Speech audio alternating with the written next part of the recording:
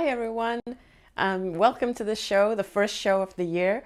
I wanted to start out by wishing everybody a happy new year. It's 2020. I can't believe it. It's a new year, it's a new decade, a new everything. So this is great. Should be a great year for everyone. 2019 really passed very fast for me. I don't know how you felt, but I heard a lot of people say that it was super fast. So there were lots of ups and downs. I keep hearing from people how 2019 was a bit of a struggle. So 2020 hopefully will be a great year for all of you. So happy New Year. Last week, actually, before I get into what we did last week, I just wanted to say that in my newsletter, I asked some of you to send photos of what you did during the new year. And I'd just like to show you a little collage of some of the photos that came in. Thank you to everyone who sent in photos.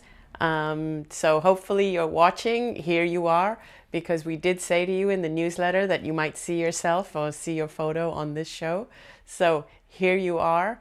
I'm not going to name all of you, but the photos were really sweet and really lovely. It looks like everyone had a great time. Danny and I ended up ringing in the new year, going to a fancy New Year ball. It's the first time we were here in LA for New Year's Eve, in fact, for the holiday season, because we usually go back to Asia at this time of year. But this year we decided to spend it here, and we had some fun, and we posted a little video clip of us at midnight on my social media. So if you're on my Facebook or Instagram, you would have seen it.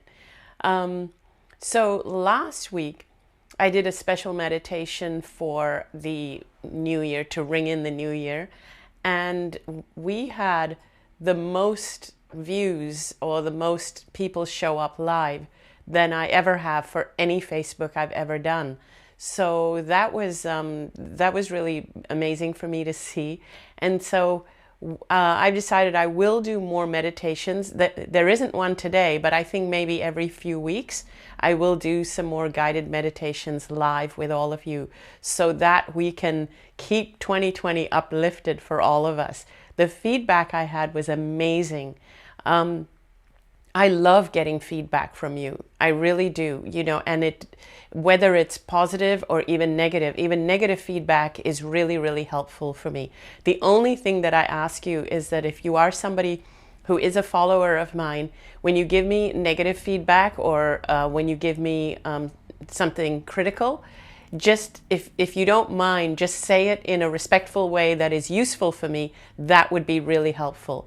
Because if, basically that's it. It would be really helpful if it was just said in a respectful way. But in fact, what I have come to appreciate is that all of you are very respectful. I have noticed that, and I'm so thankful for this, that I actually don't attract a lot of debunkers, trolls, rude people, spam and spam comments. Because a lot of friends of mine who are in this genre of work, we sometimes talk about how difficult it is to deal with that, which it is, especially when you're in this work. You're usually someone who's super sensitive and empathic. So it is very difficult. And I was just speaking to one of my friends a few days ago about it, and she really has a hard time dealing with a lot of it. And I was realizing that that in fact, all of you guys who follow me, you guys are amazing. I really love you guys, because there is very rarely, if ever, anything that's negative. And even when you have a comment about how I can improve myself, it's always said so beautifully and politely. And I love that. That's what I love about you guys. So I want to thank you and acknowledge that. I do notice that, and I acknowledge that, and I love that. And I really don't mind hearing comments on how to improve or to deliver really something that is effective for all of you. That's why I do this. I love doing what I do, and I'm so grateful for all of you. Last week, I also spoke about bullying. And for those of you who watched last week, and I know many of you did, you noticed that for 2 minutes we cut out. And although those 2 minutes, the cutout, didn't affect the rest of what I said, it was something standalone on its own, I just want to say what it is that I said during those 2 minutes. So what I had noticed was that the comment that I was addressing was from a wonderful lady named Jyoti, who was beautiful enough and brave enough to mention that she had been bullied by a woman who had told her that she was ugly. But Jyoti in her comment said, I was bullied by a beautiful woman who told me that I was ugly, and it has stayed with me for many years. So what I noticed was that Jyoti referred to her as a beautiful woman, but that woman called Jyoti ugly. And I wanted to point out that beauty is in the eye of the beholder. So what does that mean if beauty is in the eye of the beholder? What it means is that we see people for how we are, not how they are. So if you are feeling messed up, if you are feeling low self-esteem, that's how you're going to view the world. But if you're feeling joyful, happy, beautiful, amazing, that's how you're going to view the world. That's how the world is going to look to you. So in Jyoti's case, the fact that she was still able to say, a beautiful woman said that to me, it shows that Jyoti is actually the beautiful one, because she's still able to see that woman as beautiful. And that woman was the one who was feeling low and ugly inside, and that's why she did that to Jyoti. So that was really my point, is that beauty is in the eye of the beholder, and Jyoti's very statement showed that Jyoti is more beautiful than the woman who called her ugly. That was the part that got cut out. So, and it's perfect because I get to talk about that today. Now, what I'd like to do today, although I have just a little bit to speak about that I wanted to touch on, but I wanted to also spend a little bit of time taking your questions. So I would want you to ask your questions. I'm going to ask you early now to post your questions, and Danny's going to look for them. But here's what's really helpful. If the questions are super short, so they're easy for him to catch and read, that's really helpful. And if there isn't like a long backstory, and if you kind of get straight to the question, that would be really, really good. And the more that the questions are related to either NDEs, esoteric things, and things to do with sixth sensory, or kind of things that I talk about, would be really great. And so go ahead, because he kind of looks for relevant questions, because sometimes people will ask me a political question, and we don't always want to go there because it takes things in a different direction, because there's always a whole other discussion that ensues. So he's looking for questions really related to the kinds of topics that I do speak about, where you want to go deeper, you want to understand more, you want more clarification on something I've said, or you want to know more about whatever it is, whether it's about reincarnation, about time, about the other side, so anyway, so have at it, ask your questions, and Danny's going to look for them. In the meantime, I wanted to give a shout out to Jackie Jones. Jackie, you mentioned you were visiting LA, so here's the little note that came in from Jackie. And Jackie, I'm so sorry to hear that you broke your leg, and you are so you're in Newport Beach Hospital. Hey Jackie, I just want to wish you the best, and I want everybody out there that it's okay. We can take it off the screen now, and thanks. I want everybody out there to send Jackie their love and healing and whatever else. Send Jackie your good wishes for a quick recovery, so that you can go back home. And I'm guessing that your home is in somewhere near I guess oh gosh, I forgot where it was, because you mentioned that you had seen me at an event with Wayne Dyer a few years ago. So Jackie, I'm just wishing you all the best, and everybody tuned in is sending you that love and energy right now, Jackie, for a quick recovery so that you can go back home. Portland, Oregon, that's where I think you're from. In London. Oh my gosh. Sorry about that, Jackie. I was trying to remember where you had met me. So Quaker House in London. That's where you met me. So you're all the way here from London and you're stuck in hospital. The only thing I can say is that Newport Beach is beautiful. So at least you're in a beautiful location. And I really hope for you a quick recovery. So now I wanted to touch on a subject, because I kind of had I had a thought. So as you're all writing in your questions, I just wanted to touch on this. I had this thought that when we are, when you are tuning in to my message, what's happening is that I am speaking to you from a certain perspective, but people that are coming to me are coming from different perspectives, from different angles. So let me see if I can explain this a little bit better. And I'm just gonna pause for one moment, and I'm just gonna say to Danny that I've got a little thing here that's not working at all. So I apologize for that. So, for example, I talk to you, when I speak to you about, when I say that when we have an illness, many of us, when we go for allopathic treatment, we are treated only as 5 sensory beings. We're treated purely on the physical. But many of you know that you are more than physical. You're 6 sensory or more beings, and you're not 3-dimensional, you're 4 or more dimensional beings. But when we get treated from a perspective of being a 3-dimensional, 5 sensory being. And very often, even if we go for alternatives, even alternative therapies still are only dealing with the physical symptoms. They're still dealing only with the physical and dealing with us using dietary requirements and things like that.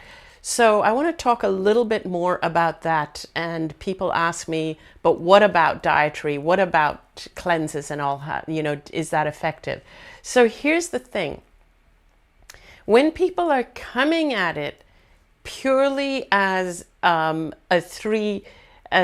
when people are coming at their illness purely from a 3D, 5 sensory perspective, my message to them, to the ones coming at it purely from a 3D, 5 sensory perspective, my message to them is that we need to realize we're more than that. The symptoms are a result of something deeper. They're a result of something that, like, there could be emotions involved. They could be, like, for example, if you're an empath, empaths tend to take things personally. This is not a judgment. I'm an empath as well. We tend to take on things personally, and that wears down our immune system. And we have to look at a lot of different things to see why we're getting these illnesses. So we need to realize that our illness are not just physical symptoms. So we need to expand that view. But now I want to take the other side. So I have spoken about that a lot, what I just said, that we need to realize that what you see, your physical body, is just the tip of the iceberg. You are more than the tip. You are the iceberg. But here's the thing. I now want to address the people who have no trouble, and I suspect many, if not most of you out there who listen to me, you have no trouble realizing that you are 6 or more sensory beings. You are 4-dimensional or more beings. You attain those levels when you go inward. Many of you are healing facilitators, meditators, teachers, or just psychics or intuitive or full-blown clairvoyants. And many of you are that. You're fully aware that you are more than your physical body. So your struggle is not in realizing you are a 6 or more sensory being. Your struggle is the opposite struggle of trying to fit into the physical world. So do you see what I'm getting at here? This epiphany that I had a few days ago made me realize that my focus has been in helping people move from living in 5 sensory to living in 6 sensory and 4 dimension. But what if you are fully immersed in that, but you are struggling with the 3-dimensional and being here in this world, and that's your struggle. You actually find it really easy living in that world, and that's where you are most of the time. So what if that's you? And if that's you, I would love for you to comment and tell me that hey, I am someone that, yes, I relate to that. I am someone that has no problem living on the other side and being a psychic, intuit, clairvoyant, healing facilitator. My struggle is in dealing with the physical world and the physicalness that's here. I can go to that world and spend lots of time there, but people tell me I'm weird, I'm crazy, I'm woo-woo. My trouble is with this world. So if you can see what I'm trying to say, the distinction, and I'll see if I can clarify it a little more about what I'm trying to say. So when you go to a materialist scientist, a materialist scientist means they only, that the only thing that exists is what you can physically feel, see, hear, touch, taste, smell. Or when you go to an allopathic doctor, they are very much entrenched in 5 sensory, 3-dimensional.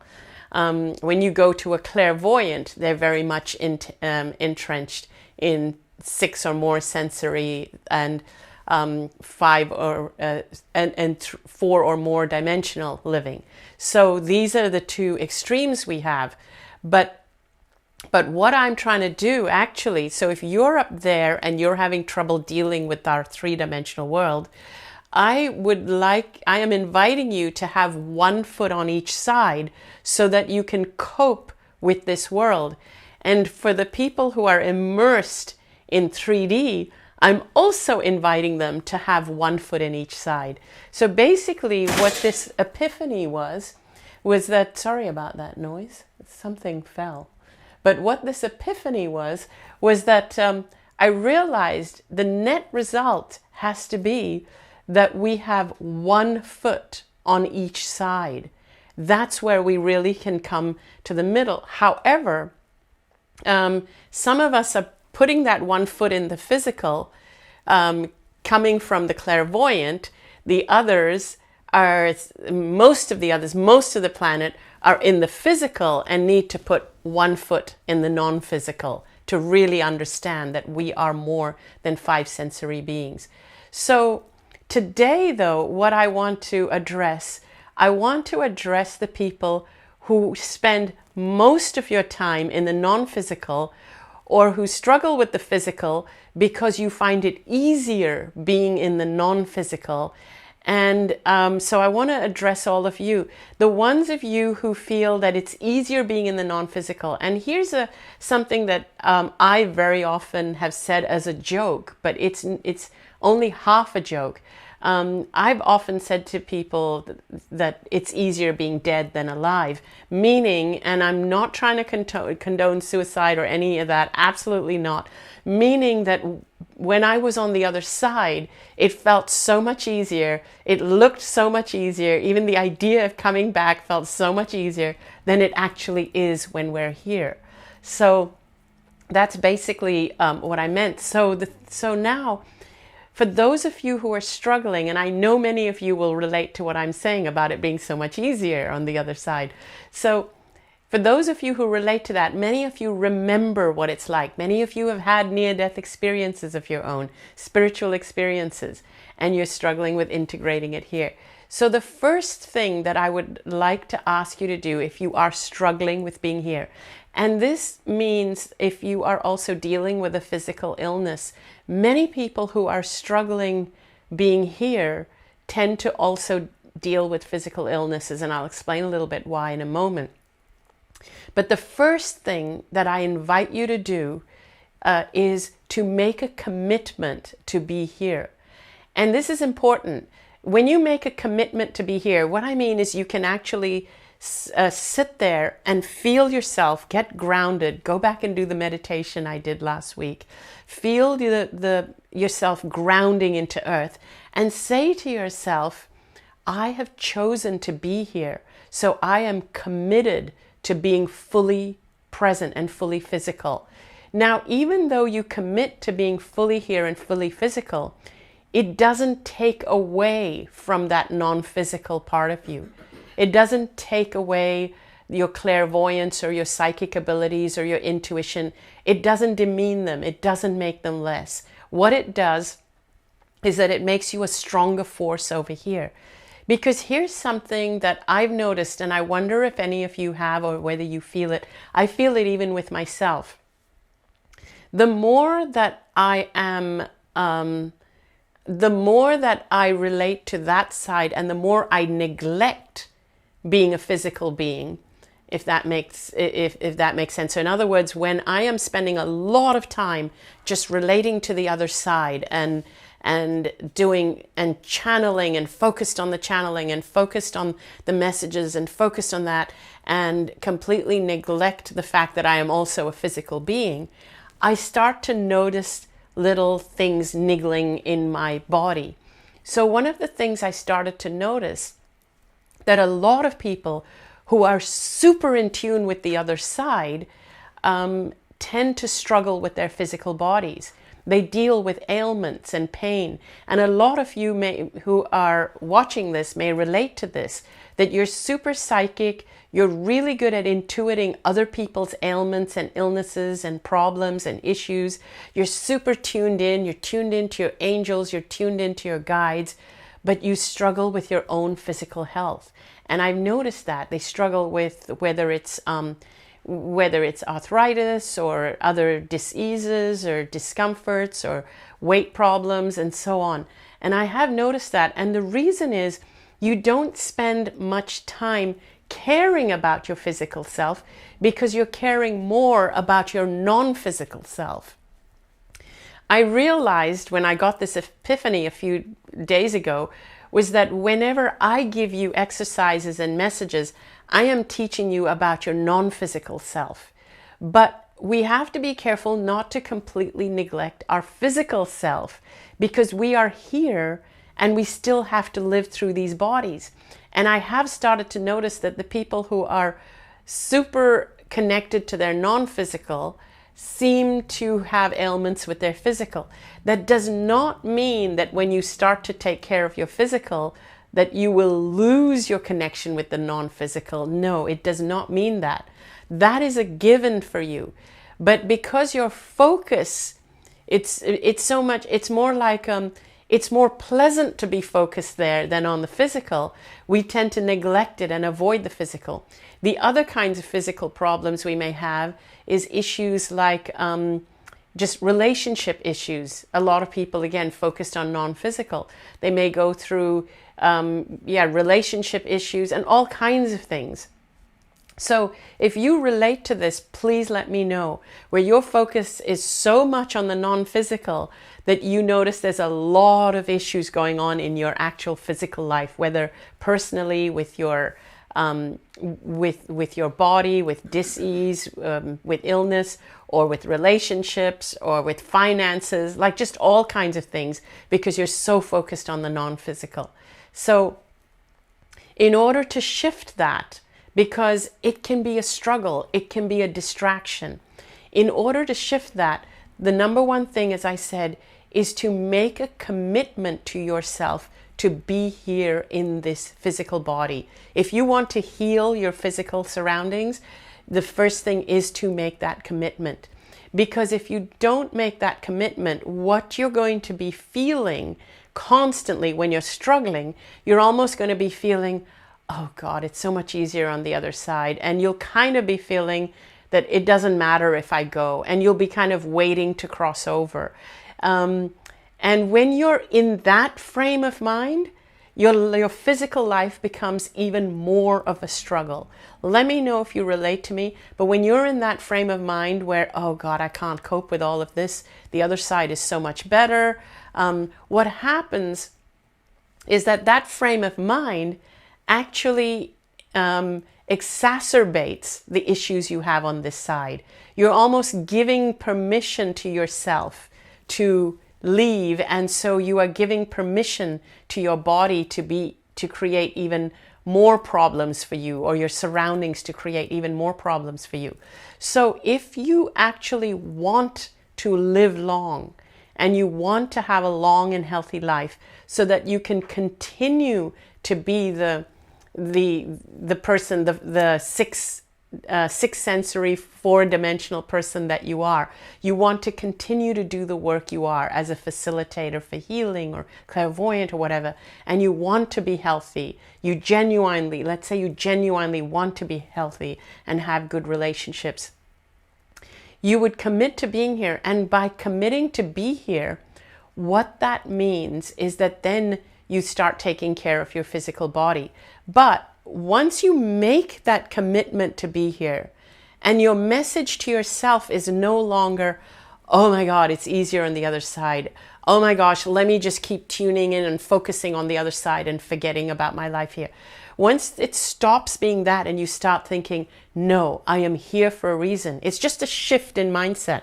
Once you start doing that, I need this body to function for me. I need my life to function for me. I need finances in order to do what I do. Once you shift that thinking, what happens is that your own clarity and clairvoyance and intuition starts to pick up on this shift, and your messages start to tell you what you need to do to live longer and healthier. And if you, once you say that, I make a commitment to be here and to clean up my life, and I make this commitment. Once you make that commitment, I assure you, especially if you're intuitive, your messages will start to hone and to be for you. But you have never focused on that. You've never made that commitment because you've never loved yourself. You've never known to love yourself. You've been amazing at helping and healing other people, but not yourself. But once you make that commitment, so making the commitment is number one. So what does that mean? So what's number two? Once you've made that commitment, start listening for the messages that come for you. Start feeling that shift. For me, it kind of felt like an epiphany when I made the commitment, like maybe a year or two ago, I think it was, that I made the commitment that I was here, because I was going through a time when I was feeling that, oh my gosh, it's a lot harder here than I thought it would be.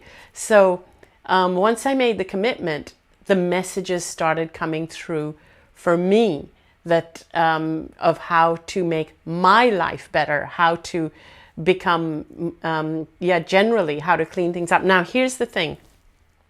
If you are somebody who is relating to this, and let's say you're going through a physical illness at the moment, you're super intuitive, you're super clairvoyant, but you're kind of thinking, why is it that I am suffering this physical illness? And maybe it's some kind of a disease.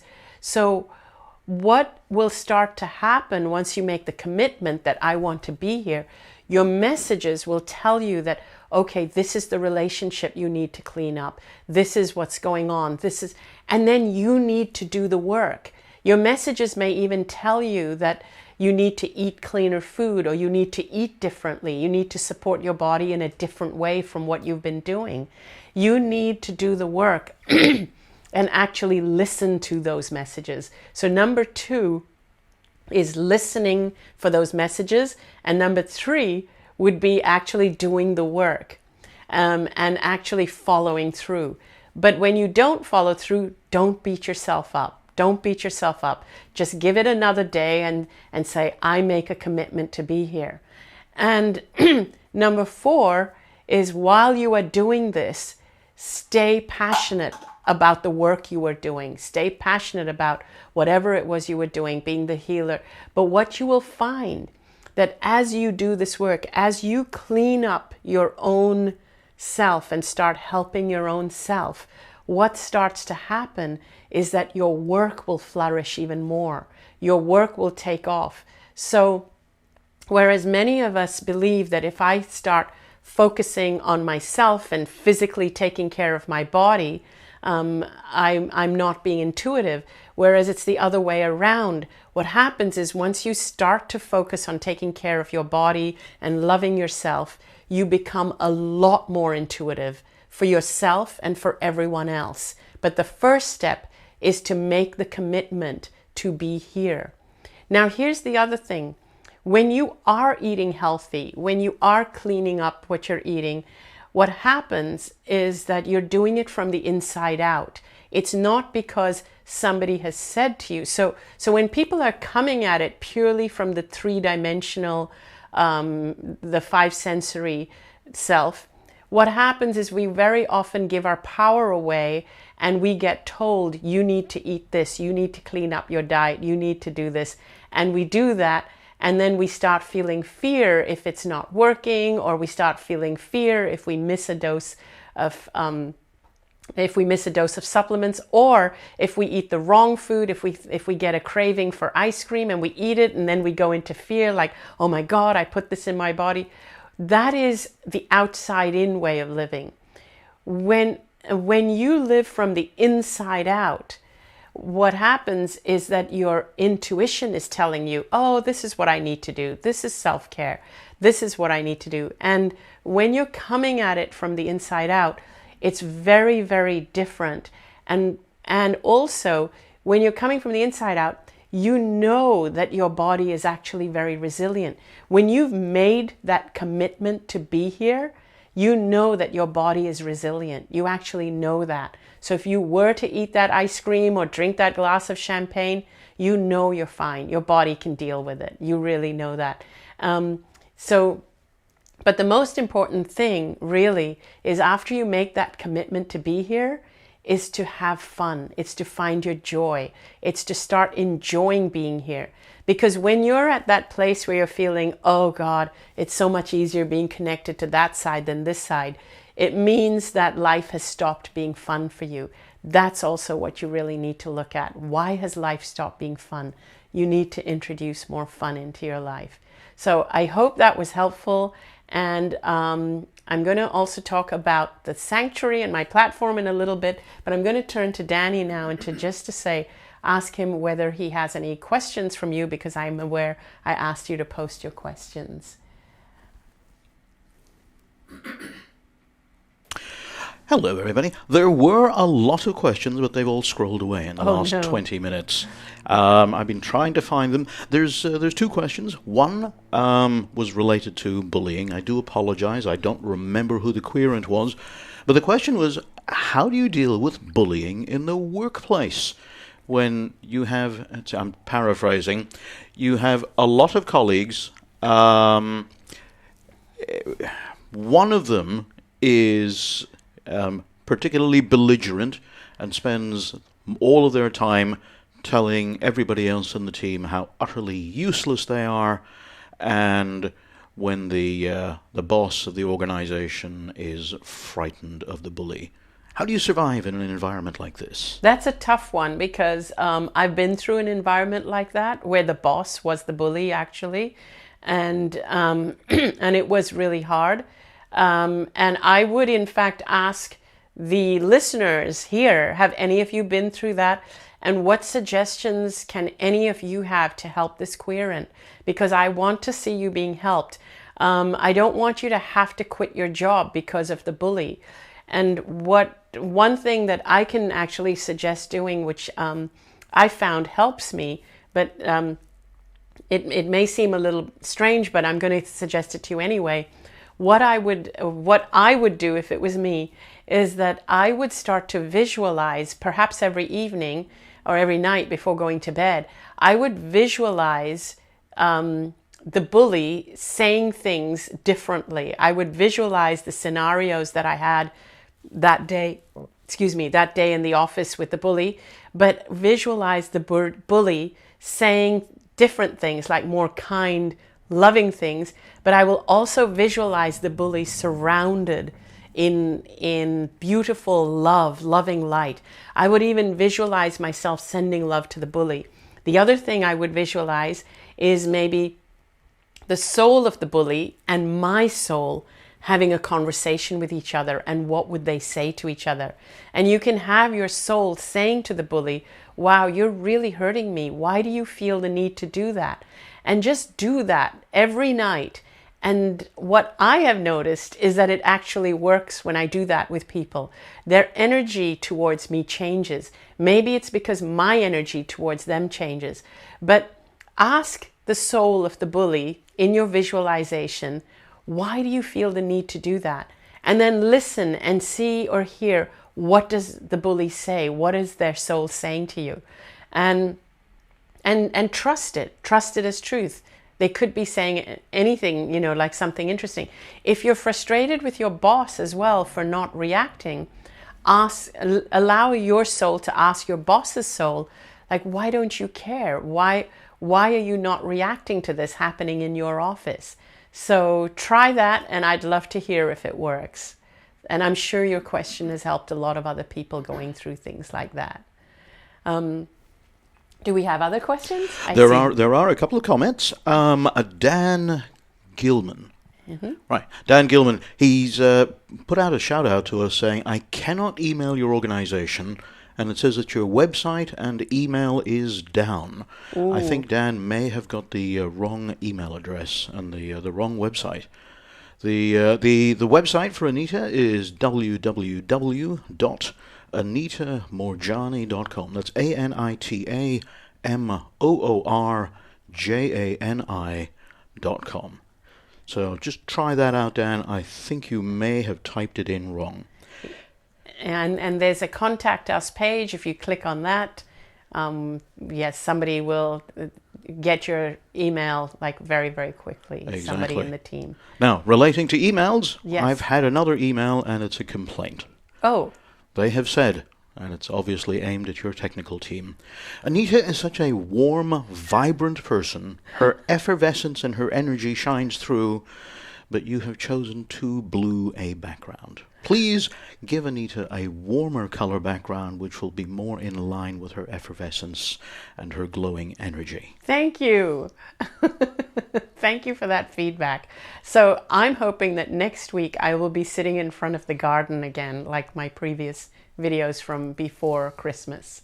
So, and I'm going to ask my technical director, Boo, can we sit in front of the garden next week? Let's see, if you put in an application in triplicate, have it stamped by upstairs, and the garden administration people have the technical crew agree to do all of the wiring, yeah, I can't see any problem why that wouldn't happen whatsoever. And you probably want it 3 weeks in advance or something. But just factor in the holidays, so,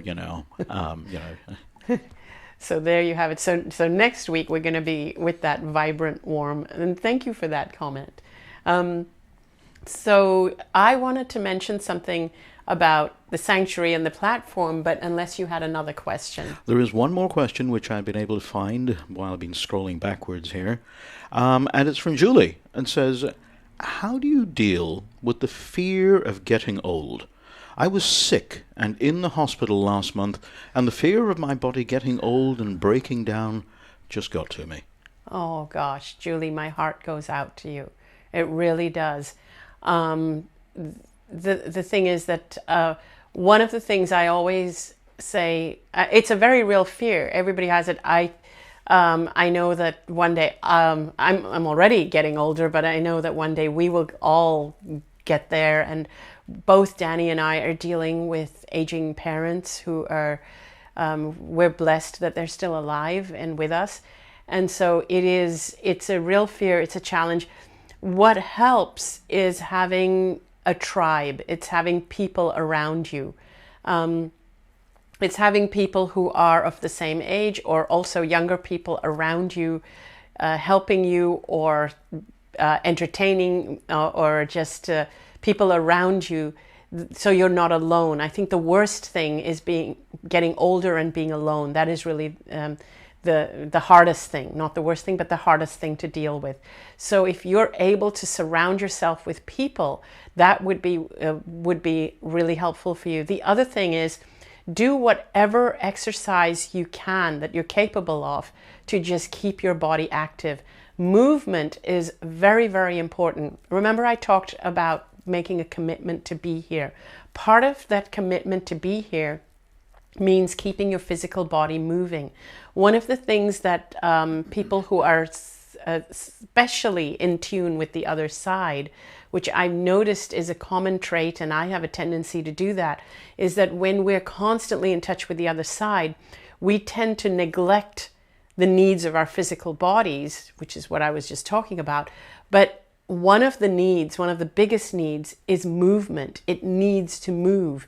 Even if you're sitting in your chair and moving your hands, if you're moving your feet. So if you're able to move in whatever way you're capable, it's really, really helpful and healing. Movement and water, drinking tons of water, are two very underestimated yet easy to do things. Whether you're just moving your neck, your hand, getting the lymph flowing, and drinking tons of water. Those are two things that anybody can do. And if we can just keep doing those things, it's helpful. The other thing is the feeling of being productive and doing something. That eliminates fear. Just that feeling that I'm useful, I'm needed, I'm committed to something. Any form of commitment makes us feel a lot better. And it's not just a false feeling, because that feeling feeds our immune system. And here's something I forgot to mention. When you have that feeling, I'm committed to being here. I am committed to this physical body. I'm committed to taking care of this body to last me for as long as I need to be here so that I can function properly. When you make that commitment, there is the psychology actually changes your physiology. It actually strengthens your immune system to think that way. And if you are able to think that way consistently every day, all the time, it actually strengthens your immune system. It actually does. It actually even, I wouldn't be surprised if it makes you physically stronger and makes you age slower as well. If you constantly remind yourself, I am committed to being here, and I'm committed to looking after this vehicle so that it will serve me for as long as I need to be here. So yeah, I think that's actually, for me, that was an epiphany I had at one point, and it helped me a lot, like a whole lot. And so it was important for me to share that with you today. I wanted to mention a little bit about the sanctuary again. I mentioned it last week, but I just want to share with you just a couple of things that happened to me during the course of this week. This week, I have been dealing with a lot of stories from a lot of people. When I say stories, I don't mean stories, but I mean real life things that are going on with people, listening to people, going through their issues or their struggles. And these are the kinds of struggles. This whole week, it feels as though there has been a common theme. One of my friends told me about her mother passing away. Her mother passed away about a year ago, and my friend went through her grief and everything. But she just told me about how her mother had cancer, was diagnosed with cancer. And once you get that diagnosis, it's very fearful. Her mother felt a lot of fear. But her mother then discovered alternative therapies like Gerson therapies and things. And her mother very much believes in in that we don't need to go allopathic to heal cancer. Her mother did all the work. She did all the inner work. She followed the Gerson therapy, and she was healed. She went into remission, what allopathy calls remission. What happened, though, subsequently is that her original oncologist followed up with her and said, what's going on? And so when my friend's mother, who was pretty young, who was completely healed, she told the oncologist what she had done and that she was healed. What happened was the oncologist actually scolded her. Now, I'm not slagging off doctors. I'm not saying they're all like that in this particular case, because the allopathic paradigm is a paradigm unto itself. Not all the people in that paradigm think this way, but the paradigm itself is very limiting. So this particular doctor actually told her that you are stupid. You should have started treatment right away. You've wasted precious time. It doesn't go away like that. You're delusional. So he actually said these things to her, and she felt all the fear come back. And sure enough, the disease came back, and she had to go in for treatment. And when she started the actual treatment and the doctors telling her that the disease, this is not something that's curable or treatable naturally, it's much more serious than that, she ended up dying because it was like her psyche could not cope with that. Her emotions could not cope with that information. It almost felt like it was easier just to leave the planet. But as far as the doctors were concerned, she succumbed to her illness. Her family, who are complete believers in alternative and spiritual, they knew she was healed. Her family believed that it was the way her allopathic doctors handled her that killed her. So this was one of several stories I heard this week. There was another one where somebody else was going through what has been diagnosed as cancer, and who is trying to treat it in her own way, but everybody around her is forcing her to do it the allopathic way, and so she is feeling extremely fearful. And so now I was in that same situation when I was going through cancer. I was in that situation where when I went to India and I went to a yoga master and an Ayurvedic doctor, I felt it healing. But I came back to my old environment in Hong Kong where everybody is immersed, entrenched in the allopathic way of thinking. And when they said to me that, so have you had the scans done? Why don't you go back to your oncologist? And I felt all the fear come back, and I felt the disease come back again. So what I would love to know is how many of you relate to being that kind of person who is really fearful? And this is not everybody will relate to this, but how many of you are fearful of the treatment of cancer, more fearful of that than of the disease itself, and feel that the fear of the disease is what would kill you? The reason I'm bringing this up is because this week has been a theme for me where people have just been sharing these stories where they truly felt they could have healed, but it was the fear of this paradigm, this allopathic paradigm, that is actually what's dragging them down. Now, the reason I wanted to bring this up is because that is the impetus behind the healing sanctuary that I am trying to create. That is the impetus. What we're really trying to create is a space where people are not exposed to two different paradigms. Because I know that the allopathic paradigm, they mean well. For the people who feel that anything else is stupid, you have that paradigm, and that's great. All power to you, and the healing is there. But for the people who feel that that is going to kill them, that is toxic, you need a paradigm that works for you, where you're not made to feel that you are wrong for it or that you're going to die for it.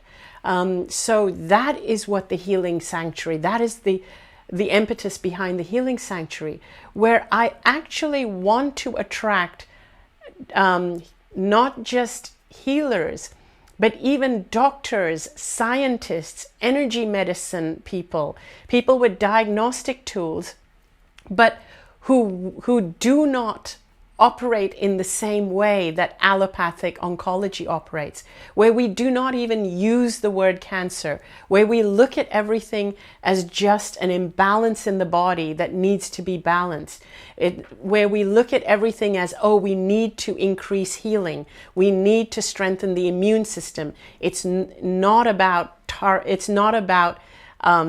killing cancer and killing all your cells. It's not about you have cancer, you're going to die in 3 months. None of that is even brought into the equation. It's not even in the conversation. I would love to attract actual doctors who have become disillusioned with allopathic medicine. And I know one already, and that's Dr. Brian Walker, who's fully in with both feet.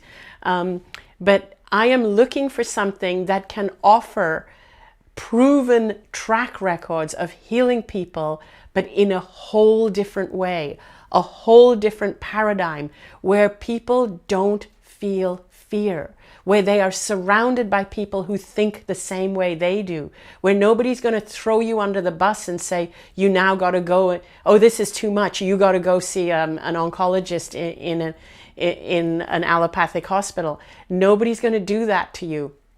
It's about helping you to commit yourself to living life if that's what you want to do. It's about helping you to strengthen your immune system. It's about helping you to increase your energy. And it's about actually creating a proven track record of being able to do that. So it's a serious thing that I'm trying to create.